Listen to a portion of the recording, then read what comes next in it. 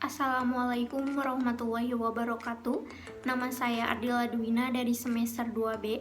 Di sini saya akan mereview kembali materi pertemuan kedua hukum pidana yang telah disampaikan oleh Ibu Profesor Dr. Hajah Heni Nuraini SAMH dan juga asistennya Bapak Dr. Emrendi Aridayandi SAMH.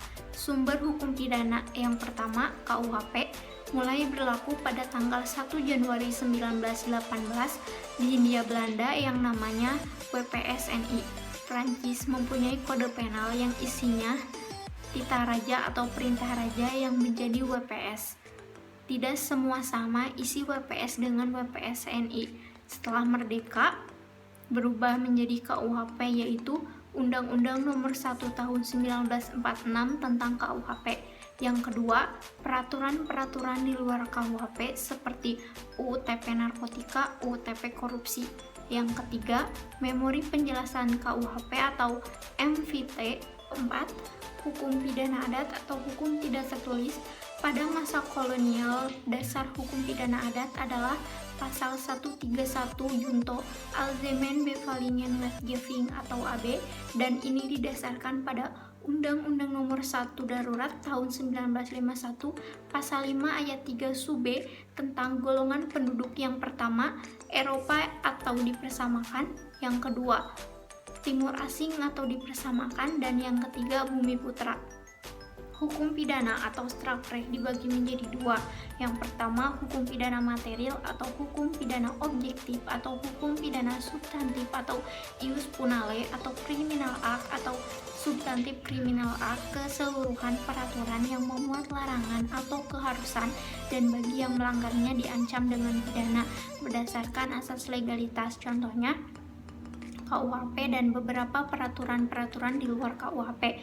Yang kedua, hukum pidana formal atau hukum pidana subjektif atau hukum pidana objektif atau ius punindi atau criminal prosedur, keseluruhan peraturan yang memuat hak atau cara-cara negara untuk memberikan pemidanaan terhadap orang-orang yang melakukan perbuatan yang terlarang. Contohnya KUHP atau Undang-Undang Nomor 8 Tahun 1981. Pembagian Kitab Undang-Undang Hukum Pidana.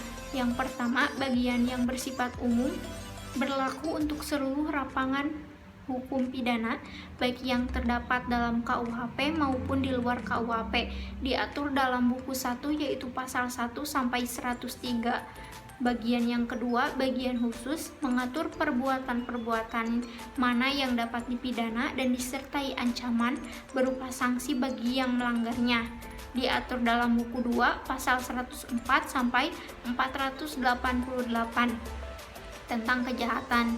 Buku 3 pasal 489 sampai 569 tentang pelanggaran. Berlakunya hukum pidana yang pertama menurut waktu atau locus temporis didasarkan pada asas legalitas atau principle of legality atau nullum delictum nulla poena sine previa lege funali.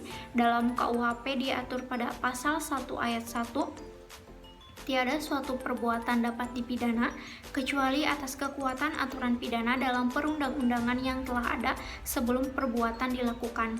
Hal ini berisi dua konsekuensi, yaitu tindak pidana harus dirumuskan terlebih dahulu dalam rumusan undang-undang. Yang kedua, peraturan harus ada sebelum terjadinya tindak pidana. Yang kedua, menurut tempat atau locus delicti, daratan negara, perairan atau laut teritorial yang ditetapkan oleh HI, udara di atas wilayah negara.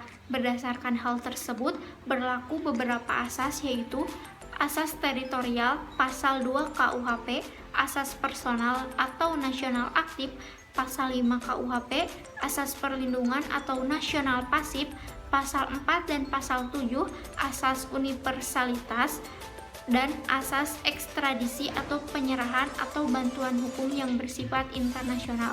Sekian dari saya. Wassalamualaikum warahmatullahi wabarakatuh.